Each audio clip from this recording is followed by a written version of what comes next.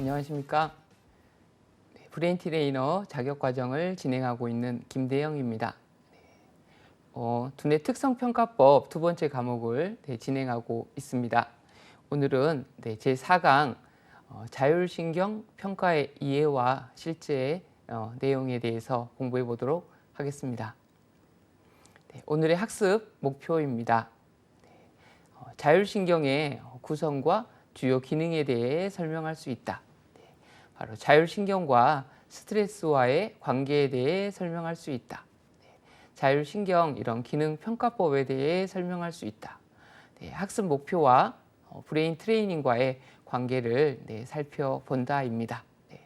지금 이제 저희가 두뇌 특성평가법 두 번째 과목을 하고 있는데, 또 지난번에는 이 뇌의 목소리라는 이 뇌파에 대해서도 배웠습니다. 이런 과학적인 방법들이 약간은 어색하고 좀 어렵게 이렇게 느껴지실 겁니다. 브레인 트레이너 자격을 취득하고 계속 또 발전해 나간다고 이렇게 생각하시면 좋겠습니다. 오늘 이 자율신경 평가를 공부하기 전에 다시 한번 저희가 1과목에서 배웠던 신경계를 한번 다시 보도록 하겠습니다. 다시 기억이 나시나요? 우리 인간의 신경계는 우리 중추신경계와 말초신경계로 구성이 되어 있다. 그리고 중추신경계는 뇌와 척수. 그래서 이 중추신경계는 이 말초신경계와 소통하면서 바로 감각과 운동 등 이런 모든 정신 그리고 신체 활동을 담당한다고 했습니다. 그리고 말초신경계는 체성신경계와 이 자율신경계로 구성이 되어 있다. 그래서 이 체성신경계는 주로 외부 감각과 이런 골격근 운동에 관여하여 외부 환경과 상호작용한다. 주로 수의적으로 이렇게 조절할 수 있는 신경계고, 이제 나머지 이 자율신경계는 비체성신경계다 해서 수의적으로 의도적으로 조절하기가 어려운 신경계다 이야기 드렸습니다. 그래서 주로 이런 신체 내부 기관에 바로 감각과 운동에 관여하여 신체 내부 환경을 조절하는 역할을 한다. 바로 이 신체 내부의 이런 환경을 조절하는 아주 중요한 역할을 하고 있고, 이게 자율신경계 기능이 떨어졌을 때 이 몸에 이런 다양한 이 질환으로 야기가 된다는 겁니다.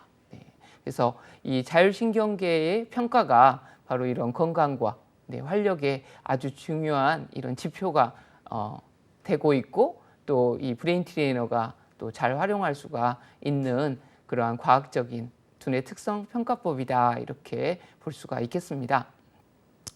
그래서 먼저 이런 자율신경계에 대해서 저희가 알아보도록 하겠습니다. 이 자율신경계의 구성과 주요 기능인데요.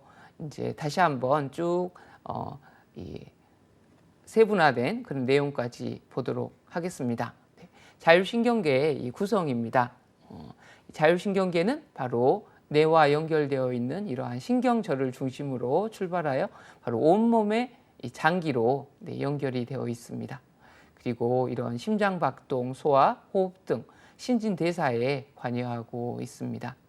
그리고 자율신경계는 교감신경계와 바로 부교감신경계로 구성된다. 교감신경과 이런 부교감 신경은 우리 몸에 이런 각종 장기들에 직접적으로 연결되어서 바로 서로의 작용을 균형 있게 제어함으로써 항상성을 유지하게 합니다. 항상성 꾸준하게 유지되도록 해주는 게 아주 중요하죠. 바로 우리의 몸에 이 체온이라든가 산소 농도, 영양분 그런 것들이 중요하죠. 아시다시피 이런 체온이 1도만 높아지거나 낮아져도 바로 우리 몸에 아주 심각한 영향을 줍니다. 바로 교감신경은 이제 대표적으로 저항, 긴장, 방어 시에 활성화된다. 또 부교감신경은 수용, 이완, 회복 시에 활성화된다.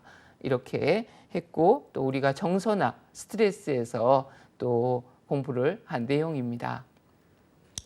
자율신경계의 주요 기능을 좀 세부적으로 보겠습니다. 이 교감신경계가 이제 활성화됐을 때, 그러니까 두 개가 이 교감신경과 이 부교감신경이 균형이 잡히는 게 중요합니다. 그런데 교감신경계가 이제 보다 더 활성화되었을 때 이제 우리 몸에 어떤 반응이 있느냐를 보겠습니다. 바로 맥박이 증가하고 혈압 상승이 유도되고 또 내장에 이런 혈관을 수축시켜 위장에서의 이런 소화 운동과 소화 효소 분비를 억제하며 관략근은 수축하고 혈관은 수축되고 또 땀 분비는 촉진되는 이런 상황을 유발한다는 거죠. 바로 이제 대표적으로 긴장되고 어떤 집중을 해서 에너지를 써야 되니까 이게 뭐 소화라든가 그런 것들을 하고 있으면 안 되는 이 상황이죠. 저희가 1과목에서 정서를 배울 때 뭐 호랑이라든가 호랑이를 만나서 도망을 가야 되는데 막 소화를 하고 있거나 그러면은 안 된다는 거죠. 모든 힘을 호랑이에게서 도망가는데 써야 된다는 겁니다. 그래서 이러한 내장 기관들의 활동을 억제하고 또 심박수는 증가되며 근육을 긴장하게 만들어서 바로 인체가 에너지를 방출하는 그런 상태가 된다는 겁니다.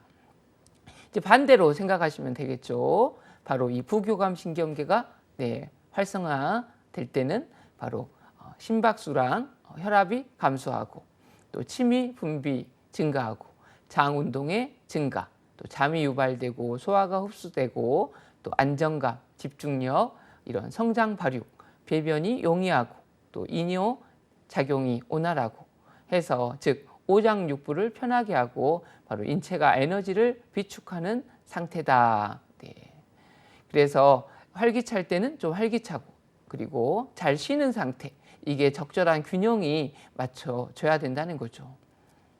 근데 현대인들이 바로 이러한 특히 스트레스에 많이 노출이 되면서 바로 이 자율신경계가 흐트러져 있는데요.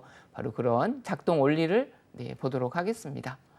바로 스트레스는 이런 분노라든가 두려움, 불안 등과 같은 바로 부정적인 감정들이 교감신경의 활성을 동반하는 바로 에너지 발산 과정이라는 겁니다. 스트레스는 바로 교감신경과 직접적으로 연관이 되어 있다 볼 수 있겠습니다.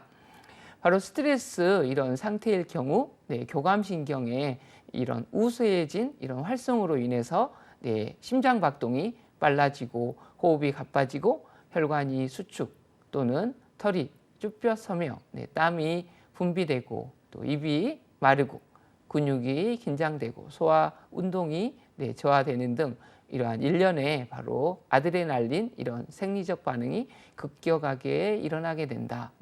스트레스를 받았을 때 내가 어떤 상태인지 이렇게 회상을 해보시면 이해가 되실 겁니다. 이런 스트레스의 1차적인 생리적 반응이 바로 그대로 진행되도록 놔두면 이제 대략 몇 분, 또 어떤 데서는 이제 90초 정도라고도 알려져 있습니다. 바로 이런 견고한 시점에 이런 분비된 아드레날린 이런 물질이 서서히 소멸되며 자연스레 이런 에너지 발산 과정은 마무리가 됩니다. 그리고 동시에 바로 직전 이런 과도한 교감의 이런 활성에 대한 이런 항상성 유지, 균형을 맞추기 위한 바로 기량작용으로 바로 부교감신경이 활성이 이렇게 유도되면서 생리적으로 편안함으로 이제 복귀할 수 있도록 이게 만드는 게 바로 우리 인체의 아주 신비고 아주 중요한 이 메커니즘입니다. 이제 그런데 바로 이게 한 번으로 멈추는 게 아니라 이런 반응 회로의 악순환이다. 바로 스트레스로 인해 이런 야기된 교감신경 활성에 기인한 아드레날린 이런 생리적 반응이 충분히 발산되어서 자연스레 마무리될 때까지 기다리지 않고 도중에 생각으로 바로 부정적인 감정을 계속 붙잡거나 더 확대, 애곡시켜 이렇게 발전시키면 다시 아드레날린 이런 반응 회로가 반복적으로 가동되어 이 악순환이 바로 발생한다는 겁니다. 계속해서 그런 스트레스로 인해 가지고 반복적인 생각이 교감신경을 계속해서 항진시킨다는 거죠. 이로 인해 가지고 교감신경에 바로 피로가 장기간 이렇게 누적되면 바로 기능 이상으로 이 자율신경 관련 각종 질환들이 유발되기도 합니다. 그래서 그냥 가만히 있어도 심장이 빨리 뛰며 소화가 안 되고 불안하며 초조한 증상이 이런 한 애라고 볼 수가 있겠습니다.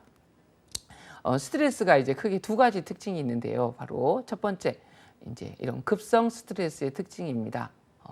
스트레스에 의하여 이렇게 나타나는 바로 즉각적인 이런 인체 반응으로 바로 5일 이내에 일어나는 반응이다 이야기를 하는데요. 심장 박동이 빨라지고 혈압이 증가하고 동공이 커지며 손이 떨리고 가슴이 조이도록 아플 수가 있습니다. 바로 이런 증상은 교감신경이 바로 활성화된 이런 결과라는 거죠. 그런데 이러한 스트레스 반응의 바로 초기에는 이 아드레날린성 이 스트레스 호르몬이죠. 바로 이런 아드레날린성 호르몬의 영향으로 면역 기능이 증가가 됩니다. 바로 아드레날린성 이런 호르몬은 상처난 조직을 재생하고 이에 대한 이 면역 기능을 강화를 이렇게 촉진하는 거죠. 그래서 이런 스트레스, 생존을 위해서 면역 기능을 강화하도록 우리 신체가 작동하고 있다. 이거는 오히려 도움이 되는데 이제 바로 이 만성 스트레스가 이제 문제가 되는 겁니다. 바로 반복적인 이러한 스트레스에 노출되는 그런 상황인 거죠. 그래서 교감신경의 활성이 이렇게 지속적이다 이런 걸 의미를 합니다. 바로 이런 지속되는 바로 스트레스에 의하여 항상성 유지 부하가 지속적으로 이렇게 발생하게 되면 바로 중요하죠. 면역 기능이 저하되고 입안이 헐고 감기에 자주 걸리는 등 인체가 전반적으로 약화된다는 겁니다. 바로 이러한 만성 스트레스 상태에서는 신진대사 이런 장애가 유발되며 바로 이제 저희가 공부할 바로 심박간격 변화폭이 전반적으로 이렇게 줄어들게 된다. 이게 이제 우리 자율신경계 그리고 스트레스 그리고 이제 이런 심박간격 변화폭 이 자율신경 평가에 이제 중요한 지표가 된다는 거 다시 공부하도록 하겠습니다. 바로 이러한 자율신경 관련 질환인데요. 그래서 바로 이 스트레스에 의해서 이 질환의 70%가 야기된다 이렇게 이야기를 합니다. 그래서 스트레스가 정말로 만병의 근원이다 이렇게 이제 볼 수가 있습니다. 그것을 어떻게 적절하게 잘 조절해 줄 수가 있느냐. 바로 이제 이런 뇌과학 전문 두뇌훈련 전문가인 브레인 트레이너의 중요한 역할이 되겠습니다. 자율신경 관련 질환을 보겠습니다. 이 자율신경계는 바로 인체 모든 장기에 작용하기 때문에 바로 증상도 인체 전반에 바로 걸쳐 나타난다는 거죠. 사람마다 체질적으로 증상이 다를 수는 있지만 막 소화불량, 복통, 설사, 성기능 장애, 손떨림, 현기증, 두통 등 바로 자율신경계가 조절하는 바로 모든 장기에서 이상 현상이 발생할 수 있다는 겁니다. 심각한 경우는 바로 자율신경 실조증이라고 부르며 이는 정신적인 스트레스나 바로 육체적인 이런 피로에 의하여 유발되는 경우가 많습니다. 그래서 이런 성인 남녀에는 동맥경화증, 협심증, 고지혈증, 당뇨, 고혈압 등 이런 혈관 질환을 일으킬 수 있고요. 또 수험생이나 이런 갱년기 여성에게는 심장병, 위궤양, 당뇨, 고혈압 등 또 성인병, 이런 신경 우울증, 불면증 등을 야기할 수가 있다는 겁니다. 와, 이런 자율신경의 이상이 이렇게 연결되는구나. 아주 중요하죠. 그래서 이 교감신경의 이상 항진일 때 바로 교감신경이 흥분하면 바로 인체에서는 이 에피네프린, 우리 노르아드레날린이었죠. 바로 그리고 아드레날린, 노르아드레날린, 노르에피네프린 동일한 용어였습니다. 또 도파민과 같은 이런 카테콜라민 호르몬들이 필요 이상으로 분비되어 격렬한 이런 활동 상태가 된다는 겁니다. 그래서 교감신경이 항진되면 바로 변비나 불안, 주의 산만, 두근거림, 경로, 공황장애, 이런 또 최근에 이런 수면 장애, 바로 깊은 잠을 못 자고 자주 깨는 이런 질환이 현대인의 아주 많은 증상입니다. 손떨림이라든가 현기증, 두통 등이 나타난다는 겁니다. 네, 바로 이런 교감신경, 이런 과도한 항진에 대해서 어떻게 대응을 해야 될까요? 이제 여기서는 기본적인 이제 특징이고, 또 저희가 두뇌훈련법 3과목에서는 이제 다양한 두뇌 훈련으로 이런 자율신경계를 항상성을 맞추는 방법을 또 실행을 해야겠습니다. 바로 이런 심신의 이런 안정, 그리고 이완을 시키는 방향의 조치가 이루어져야겠죠. 그리고 약제를 사용하는 경우 바로 심신 이완 종류의 약제가 권장되며 흥분성 약제는 금지가 돼야겠습니다. 이 기본적인 이 특징을 알면 이런 대응 원칙도 그냥 이해가 되시죠. 스트레스는 바로 교감신경계를 항진하는 대표적인 것이므로 바로 스트레스 요인을 제거를 해주는 게 아주 중요하겠습니다. 또한 일과 이런 활동량을 줄이고 규칙적으로 또 억지로라도 휴식을 취하고 이런 뇌와 몸을 쉬게 해줘야 됩니다. 현대인들이 이런 과도한 경쟁으로 쉬지 못하고 이 경쟁적으로 막 또 학생들은 공부나 또 성인들은 일에 과도하게 이 업무를 하고 있는 거죠. 그리고 또 필수 아미노산인 이 글루타민, 또 비타민 D라든가 B2, B12, 미네랄, 마그네슘, 이런 아연 등은 교감신경을 억제하는 이런 작용을 하므로 충분히 섭취해주면 좋겠습니다. 또한 이런 알칼리성 음식이 좋습니다. 이제 또 부교감신경이 이제 또 많이 항진이 됐을 때, 이게 이제 또 스트레스가 많은 사람이 있는 반면에 또 너무 이렇게 에너지가 다운되어 있는 그런 상태가 되겠습니다. 바로 부교감신경은 인체를 바로 전반적으로 편안하게 만들어주는 필수적인 거지만 또 과도하게 활성화된다. 너무 편안하게 계속 의욕이 없고, 뭐 대표적인 것들이 이제 뭐 우울증이나겠죠. 바로 이런 맥박의 감소, 또 혈압의 감소, 또 소화장애, 부종, 어지러움, 이런 배변장애, 과민대장, 바로 증후군과 같은 설사를 이야기합니다. 바로 이러한 신체적인 증상과 또 심리적으로는 바로 무기력증, 우울증과 같은 증상이 나타나는 거죠. 바로 이제 또 부교감신경의 이런 과도한 항진에 대해서는 어떻게 대응을 해야 될까요? 한번 생각을 이렇게 해보시면 좋을 것 같습니다. 그래서 이러한 내용들을 뭐 다 외우기보다는 이게 어떻게 관련이 있는지, 이걸 어떻게 적용해야 될지 그런 부분으로 고민을 하시면 좋겠습니다. 부교감신경은 이게 너무 편안하니까 이제 어떻게 해야 될까요? 뭔가 활력 있게 해줘야 되겠죠. 잘하셨습니다. 바로 심신의 온기를 보호하는 바로 방향으로 조치가 이루어져야 한다는 겁니다. 약제를 바로 사용하는 경우에는 온기를 회복하고 활성 종류의 이런 약제가 권장되겠죠. 이제 반대로 그렇지만 신경 이런 안정제류는 또 금지가 되어야 됩니다.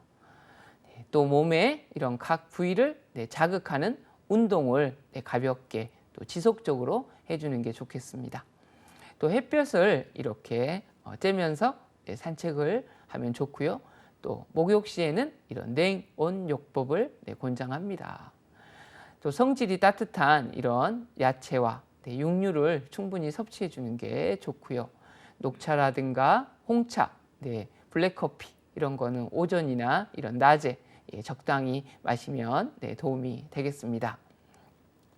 우리가 이제 자율신경계, 바로 교감신경계와 부교감신경의 이런 특징, 그리고 각각 항진되었을 때 우리 몸에 어떤 영향을 미치는지를 알았습니다.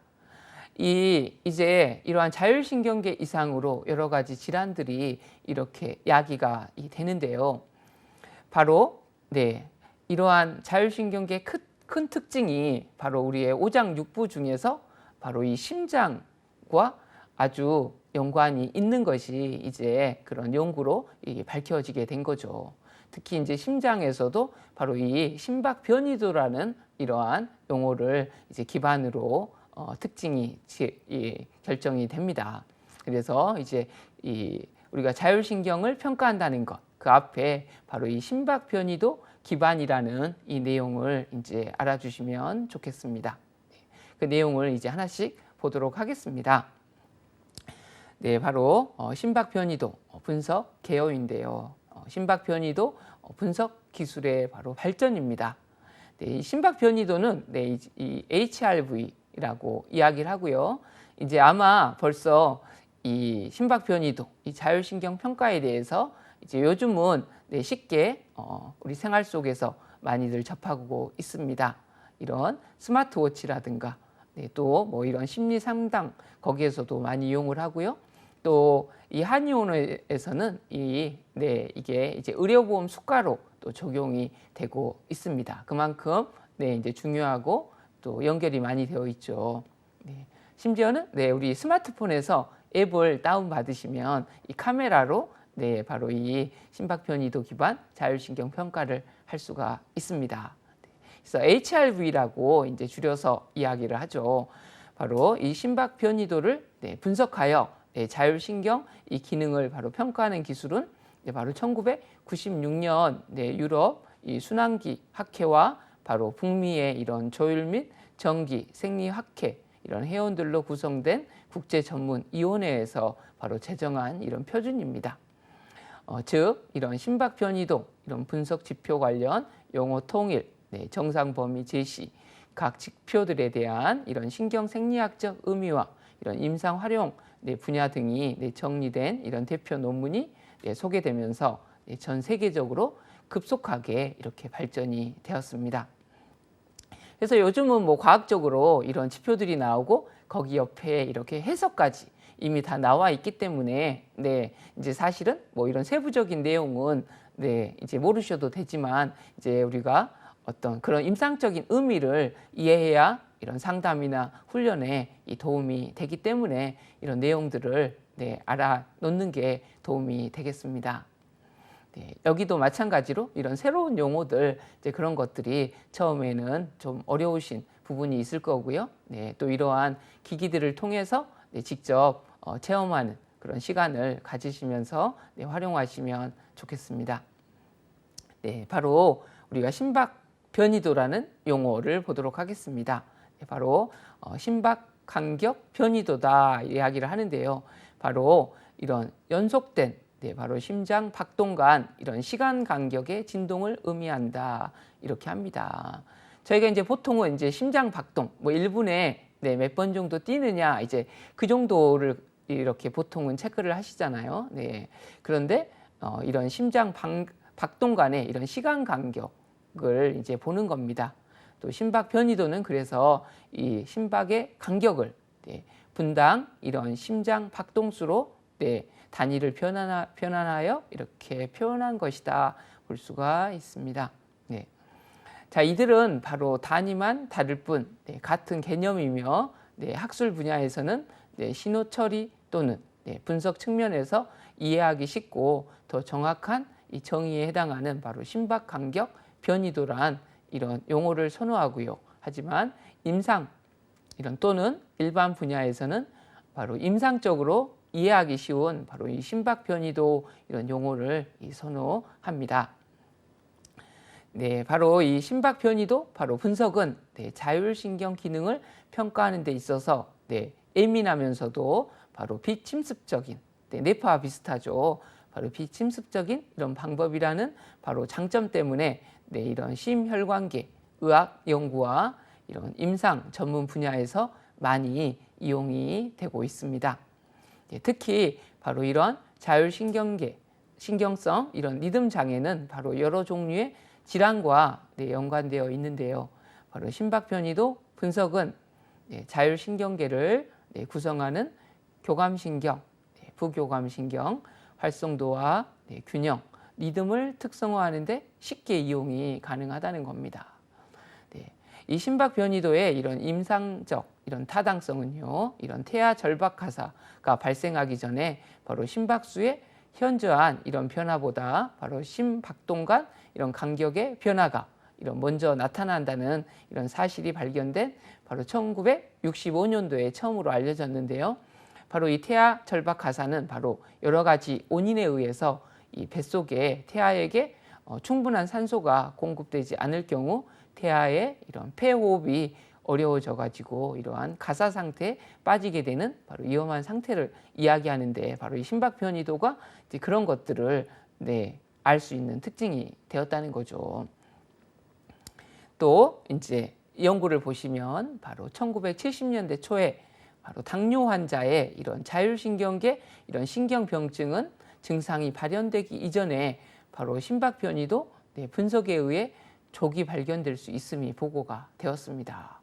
또 1977년에는요, 바로 이 심박 변이도의 이 감소가 수술 후에 이런 심근경색으로 인해 이런 사망할 이런 위험과 관련되어 있음이 보고되었고요. 또 1980년대 바로 말에는 바로 이 심박 변이도의 이 감소가 급성 심근경색 후 사망률에 바로 강력한 이 독립의 변수가 되는 것으로 확인을 한 거죠. 그래서 젊고 건강한데 갑자기 이런 심장 돌연사로 이런 사망하고 그런 분들이 이렇게 많이 발생을 한 거죠. 그래서 이제 그런 것들을 연구를 했더니 바로 이러한 자율신경계 기능이 이상이 있었고 이게 이제 심박 변이도와 아주 큰 특징이 연관되어 있다 이렇게 볼 수 있습니다.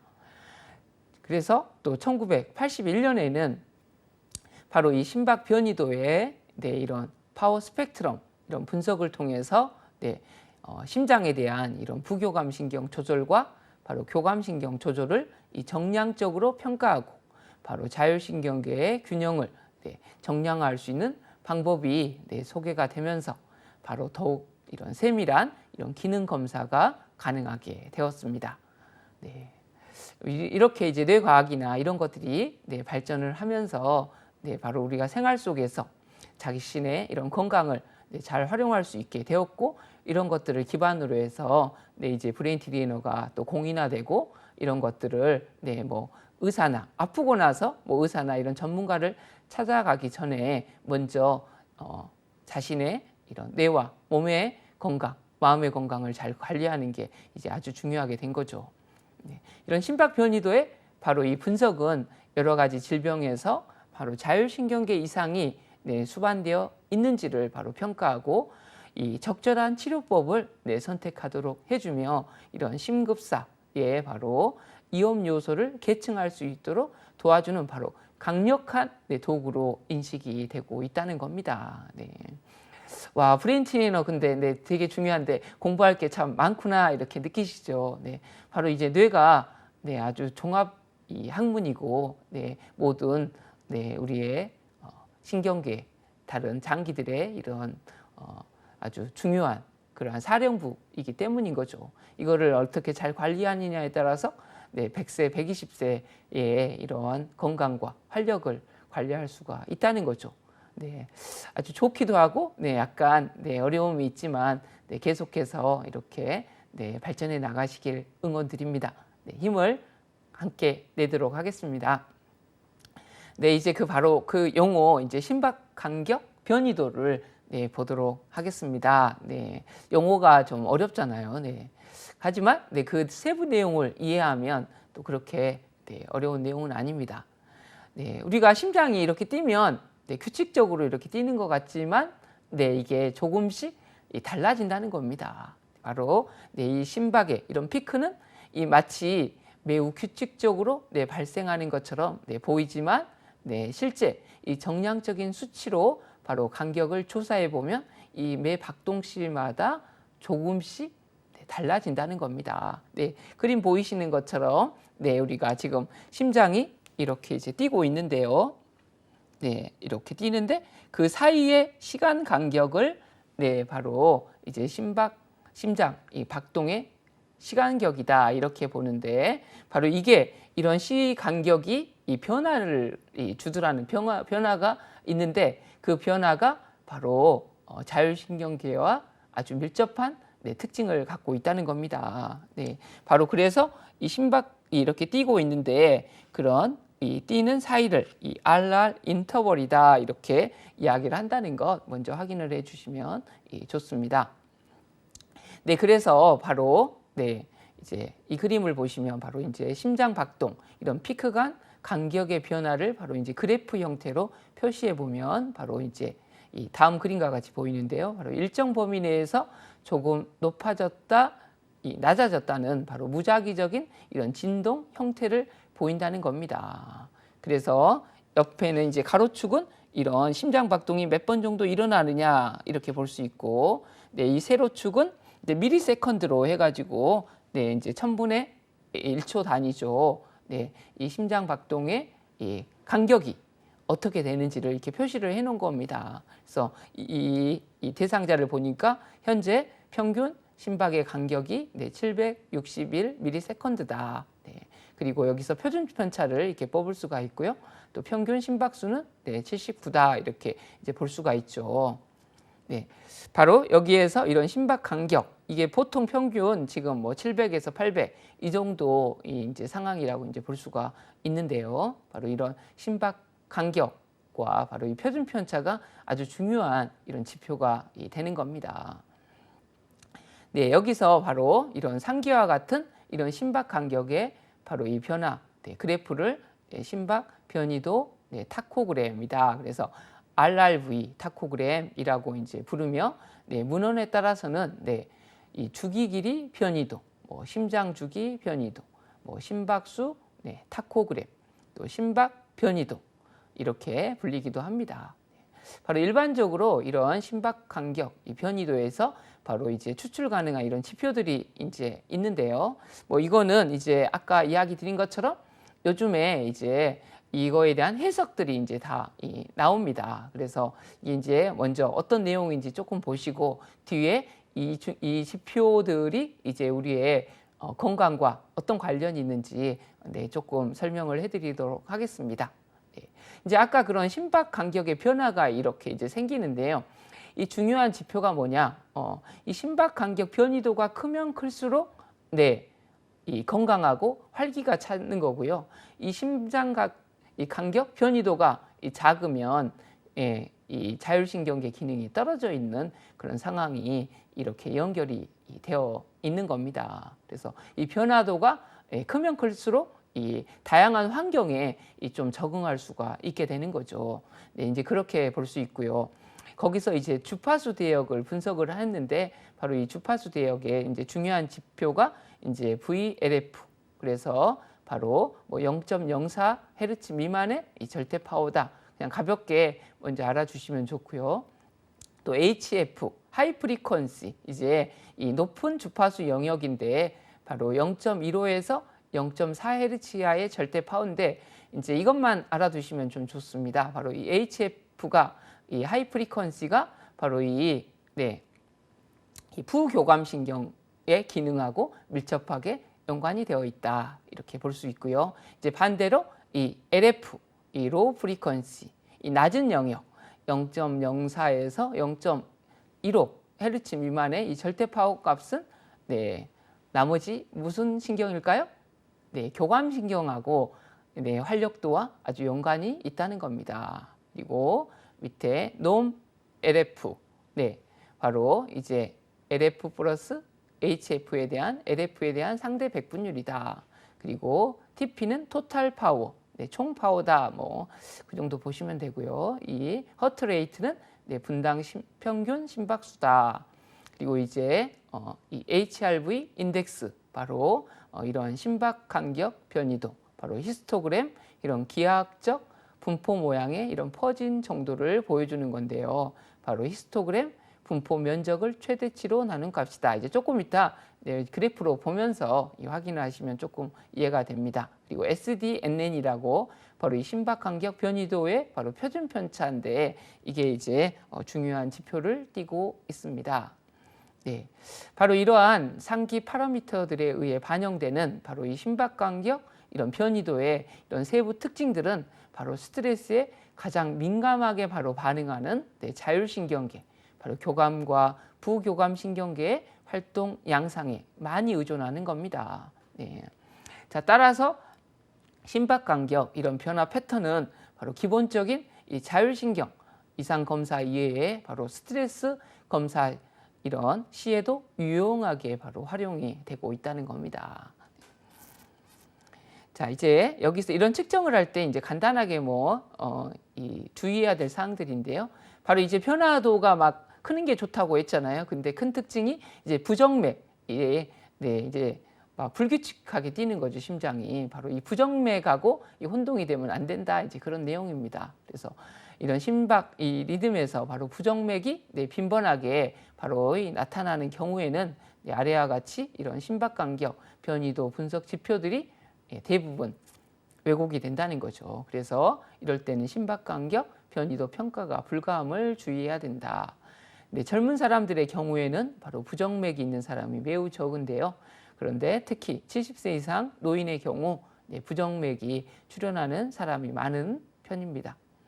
따라서 이런 노인들을 대상으로 이런 심박 간격, 변이도 이런 분석 기반 이 자율신경 평가를 시행하고자 할 경우엔 주의가 이렇게 필요합니다. 그래서 좌측에는 정상의 심박도 그래프인데요.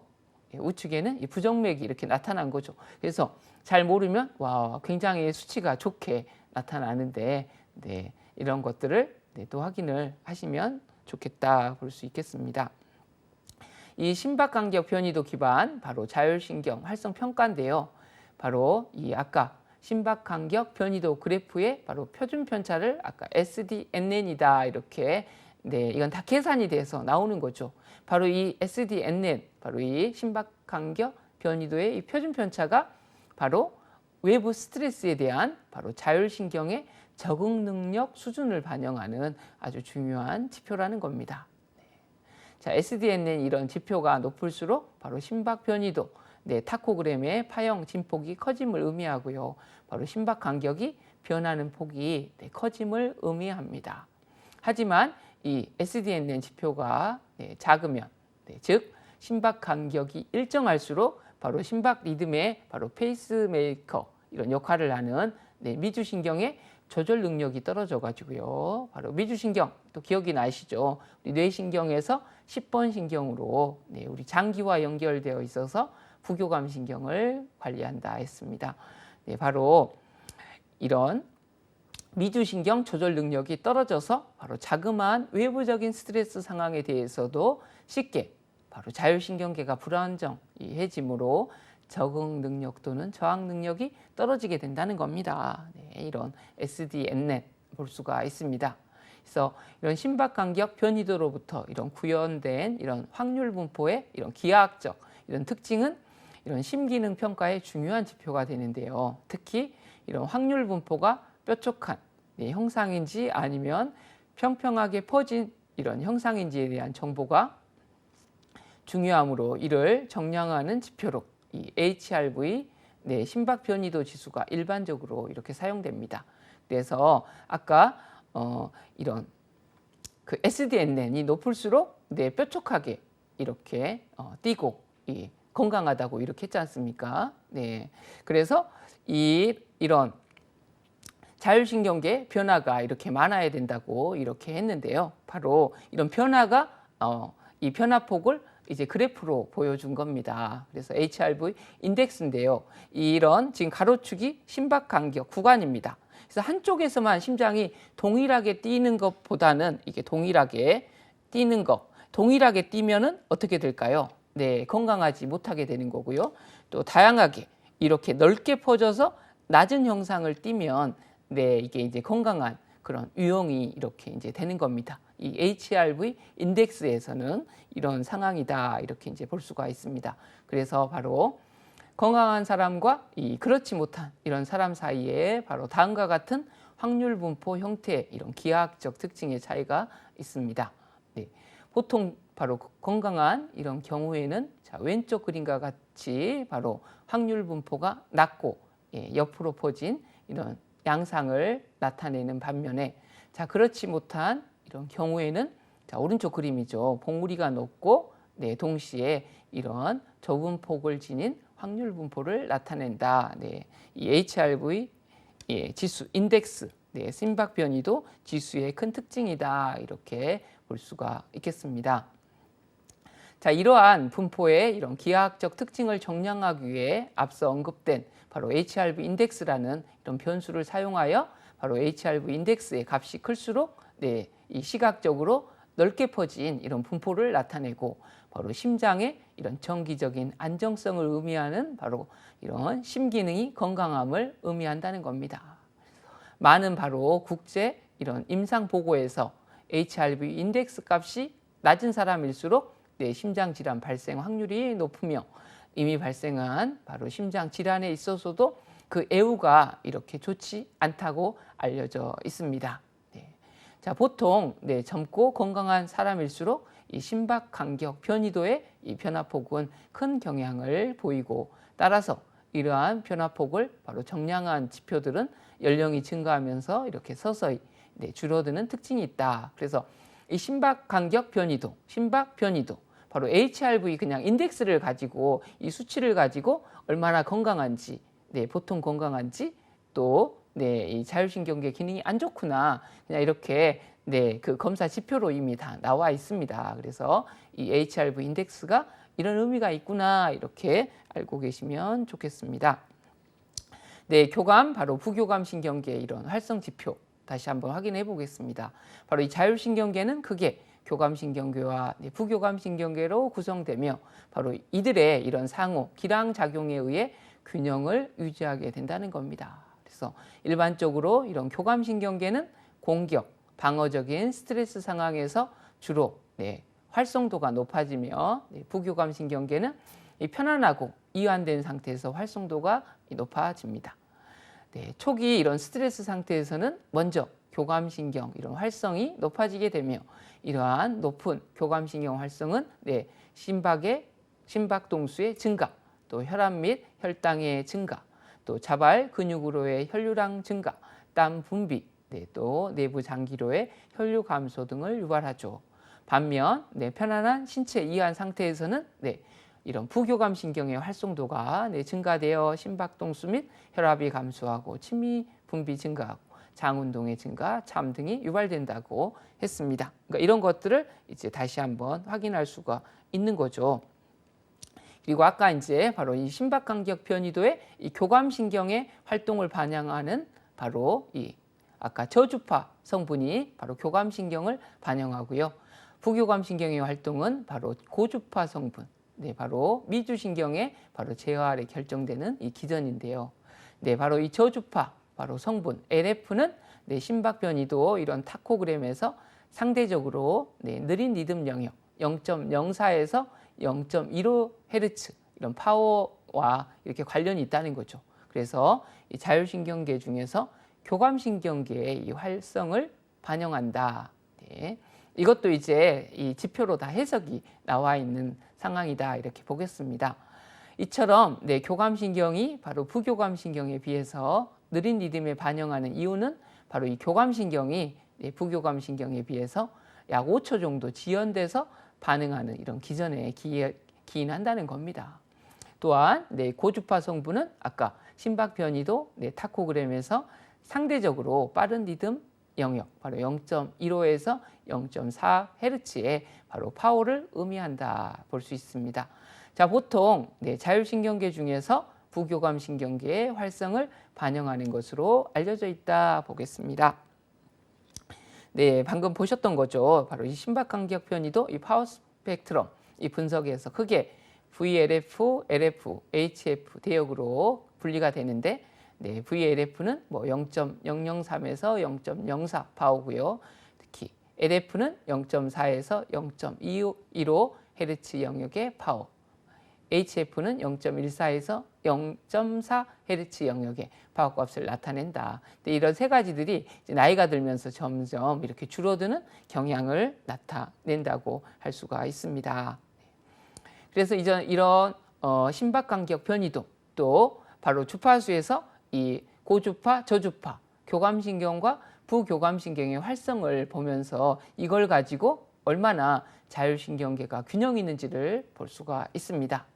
바로 자율신경계는 교감신경계와 부교감신경계로 구성되어 있으므로 전체 자율신경계 이런 활성에 대한 교감신경 활성도, 즉 이런 상대적인 교감신경 활성도는 바로 상대 교감 활성에 의해 결정되며, 또한 상대적인 부교감신경 활성도는 상대 부교감 활성에 의해 결정된다는 것. 자율신경계는 바로 교감, 이런 부교감신경계의 상호 기량작용에 의해 밸런스를 유지하므로 바로 교감, 부교감신경계 이런 상대적인 활성, 이런 비율에 의해 자율신경 균형에 대한 정보를 또 얻을 수가 있겠죠.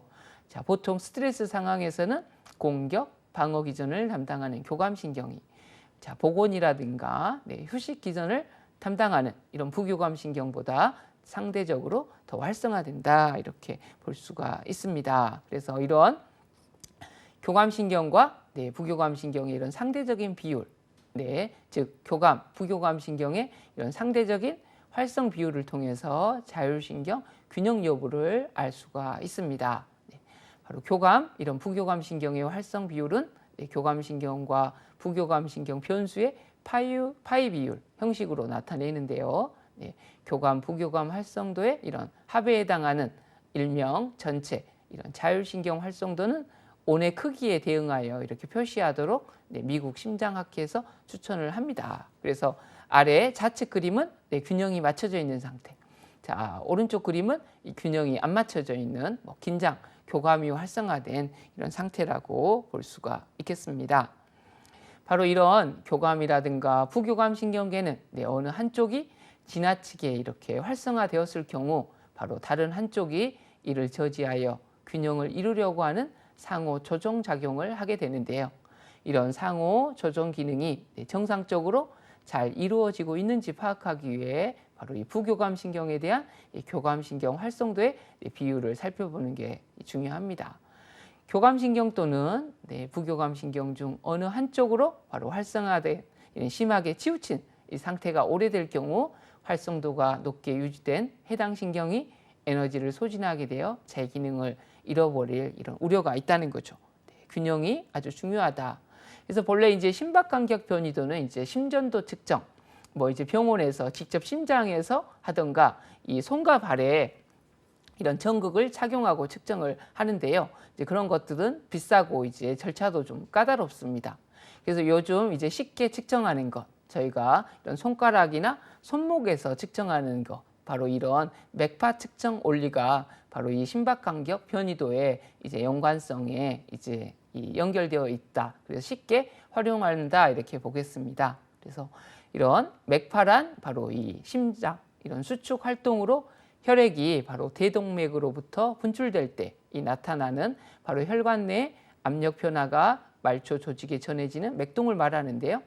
바로 이러한 맥동으로 인한 말초 혈관의 용적 변화를 광학적 이런 방식으로 검출하는 이런 맥파를 광용적 맥파다. 그래서 PPG다. 그래서 그런 스마트워치나 그런 데서 이제 적용을 하고 있는 겁니다. 이런 맥파 신호는 바로 비어의 법칙이라 불리는 바로 광투가 특성을 이용한 거고요. 이 맥파 측정에 올리는 이 자율신경, 심장활동, 혈액 분출, 혈관 압력, 이런 말초혈관 용적 변화, 광박식 이런 용적 변화 검출을 통해서 진행을 합니다. 이런 광학적 이런 방식으로 검출한 이런 신호는 디지털로 변환되어 바로 USB 통신 프로토콜을 이용하여 컴퓨터에 전달돼서 이제 쉽게 저희가 확인을 하는 거죠. 바로 이 프로그램은 측정 파형과 그 파형으로부터 얻은 이런 계산 결과를 표시합니다. 이런 측정 파형은 바로 가속도, 맥파 신호와 이런 심박간격 펄스, 그리고 심박간격 펄스를 시간적으로 나타낸 것이 있고, 자, 이러한 계산값은 바로 분당 평균 심박수, 그리고 아까 표준 편차, 저주파 성분, 고주파 성분, 심박 변이도 지수들을 또 연관해서 추출하고 있습니다. 그래서 이런 심박간격 변이도 검사 도구를 보시면 바로 광학적 맥파 센서를 활용해서 팔찌, 반지형의 이런 개인화된 형태가 요즘 쉽게 활용되고 있고요. 또한 이렇게 전기장 측정 방식의 이런 비접촉, 이런 심전도 센서를 이용하면 의자 방석과 같은 형태에서도 이런 심박 간격 측정이 가능하고요. 이렇게 컴퓨터와 연결하지 않고 독립 작동형으로 이런 자율신경 평가도 할 수가 있습니다. 이런 자율신경 우리가 지표에 대해서 이야기했는데 이런 임상 연구가 어떻게 됐냐면요. 바로 자율신경과 생활습관, 이런 심혈관 질환과의 관련성을 살펴본 연구 결과인데요. 바로 유럽에서 50세 이상인 바로 1742명을 무작위 추출해서 조사를 했습니다. 바로 대사증후군, 요산, 염증지수, 콜레스테롤, 체질량, 고혈압, 흡연이 있을 때 바로 이 심박간격, 이 변이도에 의한 바로 자율신경 지표들이 기능의 저하 양상을 보였고 이런 경우에 심혈관 질환의 위험성이 높아졌다는 겁니다. 근데 운동을 하면 개선 효과가 있음을 또 확인을 했습니다. 이 아래는 이제 미주에서 연구한 건데요. 바로 이 자율신경과 직장인 스트레스와의 관련성 연구 결과입니다. 45세에서 68세 2,197명의 직장인을 대상으로 조사했는데요. 바로 이런 생활습관, 흡연, 운동, 음주, 다이어트, 이런 업무에 대한 제어권, 대사증후군, 이런 허리둘레, 수축기 혈압, 콜레스테롤, 트리글리세라이드 이런 등의 노출로 스트레스를 많이 받는 환경일수록 심박이 더 빨라지고 심박 변이도에 의한 자율신경 지표들의 기능 감퇴 양상을 보이고 있습니다. 이 두 연구의 그런 지표들을 가지고 이제 저희들이 많이 표준화를 가지고 진행하고 있습니다. 오늘 이런 심박 변이도 기반 자율신경 평가에 대해서 배워보았습니다. 정리를 해보겠습니다. 바로 자율신경은 교감신경과 부교감신경으로 구성되며 이런 부교감신경은 바로 우리 몸에 바로 각종 장기들에 직접적으로 연결되어 서로의 작용을 균형 있게 제어하는 기량작용을 한다는 겁니다. 교감신경은 주로 저항, 긴장, 방어 시에 활성화되며 내장 기관들의 활동을 억제하고 심박수가 증가되고 근육을 긴장하게 만들어 에너지를 방출하는 상태다. 부교감신경은 수용, 이완, 회복 시 활성화되며 소화 흡수, 촉진, 안정감, 집중력, 성장, 발육, 이뇨작용 등이 원활하고 오장육부를 편하게 하며 인체가 비축하는 이런 상태인데 균형이 굉장히 중요하고 이런 균형을 바로 우리 심박 변이도로 확인이 가능하다. 우리의 심박 피크는 마치 규칙적으로 발생하는 것처럼 보이지만 실제는 정량적인 수치로 간격을 조사해 보면 매 박동시마다 조금씩 달라지는 겁니다. 거기서 SDN에는 바로 심박 간격 변이도 그래프의 표준 편차로 바로 스트레스에 대한 생리 회복 탄력성을 반영하는 지표로 바로 외부 스트레스에 대한 자율신경 적응 능력 수준을 반영한다는 것, 또한 심박 간격 변이도에 대한 이런 기하학적 분포의 특징을 이런 정량화한 이런 히스토그램은 값이 클수록 시각적으로 넓게 퍼진 분포를 나타내며 심장의 정기적 이런 안정성을 의미하는 심기능이 건강함을 의미한다 이야기 드렸습니다. 문제를 풀어보도록 하겠습니다. 다음 중에서 교감신경의 기능과 가장 관련이 적은 것은 긴장, 방어, 회복, 전투, 저항이죠. 부교감신경은 수용, 이완, 회복이니까 답이 3번이네요. 맞추셨나요? 잘하셨습니다. 반대죠. 부교감신경이 항진된 증상에 해당하는 것은 불안, 주의산만, 손떨림, 맥박 감소, 경노입니다. 맥박이 감소하는 것은 부교감신경의 항진에 해당해서 답이 4번이죠. 교감과 바로 부교감신경의 활성 수준 분석에 가장 적합한 생체 신호는 뭐라고 했죠? 1번 근숙축, 2번 심박간격, 3번 초음파, 4번 호흡간격, 5번 눈 깜빡임. 바로 심박간격이 아주 적합한 생체 신호였습니다. 이런 심박간격 변화에 대한 설명으로 틀린 것은 아까 1번. 심박간격 변화폭이 클수록 건강하다 그랬죠. 심박간격은 일정하게 유지된다고 했나요? 아니죠. 조금씩 달라진다. 답이 2번이고 바로 이 심박간격은 바로 진동하는 형태를 띠고 있고요. 바로 이 자율신경계가 심박간격에 영향을 미친다는 겁니다.